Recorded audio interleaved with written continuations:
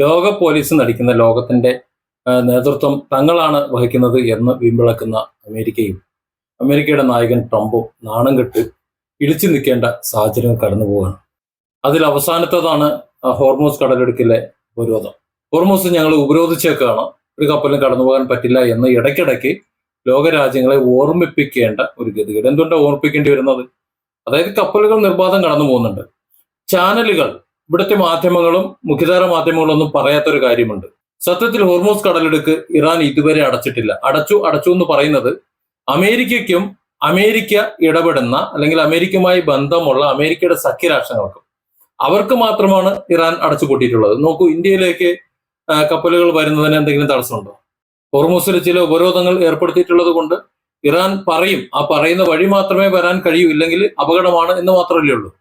അതായത് വരുന്ന കപ്പലുകൾ അമേരിക്കയുടെയോ അമേരിക്കയുടെ സഖ്യകക്ഷികളുടേതോ അല്ല എന്ന് ഇറാൻ ഉറപ്പുവരുത്തിയിട്ടാണ് കടന്നു പോന്നുകൊണ്ടിരുന്നത്. അതിനെയാണ് അമേരിക്ക ഉപരോധിക്കുന്നത്, ട്രംപ് ഉപരോധിക്കുന്നത്. അല്ലാതെ ഹോർമൂസിന് ഉപരോധമൊന്നും ഉണ്ടായിരുന്നില്ല. ശരിക്ക് ഇറാൻ ഹോർമൂസിന്റെ നിയന്ത്രണം കൈക്കലാക്കുകയാണ് ചെയ്തിരുന്നത്, ഉപരോധമല്ല. അമേരിക്ക എന്തായാലും ഇറാനെ കയറി അടിച്ചു നിലയ്ക്ക് അമേരിക്കയും അമേരിക്കയുടെ സഖ്യരാഷ്ട്രങ്ങളും മറ്റുള്ളവരും ഇനി ഹോർമൂസ് ഉപയോഗിക്കേണ്ട, അത് ഇറാന്റെ തീരുമാനം.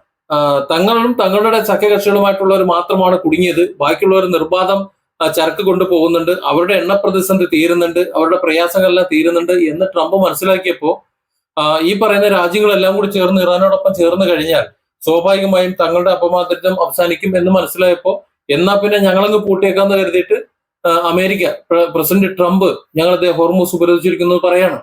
അതായത് അതുവഴി എണ്ണകൾ കൊണ്ടുപോകുന്ന കപ്പലുകൾ സുരക്ഷിതമായി യാത്ര ചെയ്യില്ല. അതായത് അമേരിക്കയും അമേരിക്കയുടെ സഖ്യകക്ഷികളും എന്തായാലും ഹോർമൂസിലൂടെ എണ്ണ കൊണ്ടുപോകുന്നില്ല, അത് ഇറാൻ അനുവദിക്കുകയുമില്ല. അത് യുദ്ധം തുടങ്ങിയതിനു ശേഷം ഇതുവരെ ഒരൊറ്റ കപ്പലും പോയിട്ടില്ല.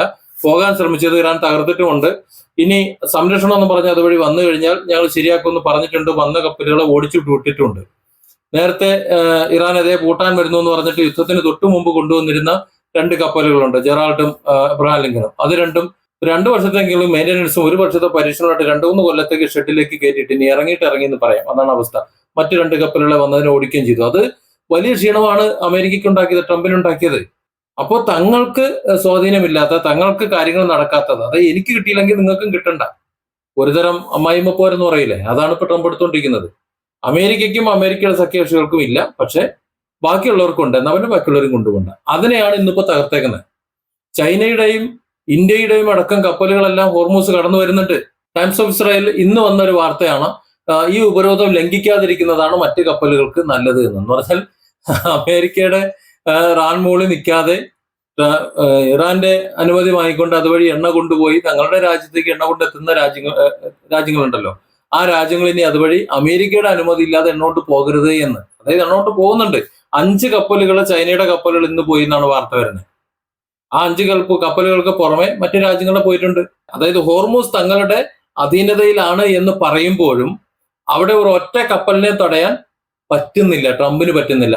അതുകൊണ്ട് ഭീഷണിപ്പെടുത്തോണ്ടിരിക്കുക, മറ്റു രാജ്യങ്ങളുടെ പേര് ഭീഷണിപ്പെടുത്തുകയാണ്, നിങ്ങൾക്ക് അതുവഴി എണ്ണ കൊണ്ടുപോകാതിരിക്കുന്നതാണ്, കപ്പൽ ഓടിക്കാതിരിക്കുന്നതാണ് നിങ്ങൾക്ക് നല്ലത് എന്ന്. ഒന്ന് ആലോചിച്ച് നോക്ക്, ഇറാനോടാണ് യുദ്ധം അമേരിക്ക നടത്തുന്നത്.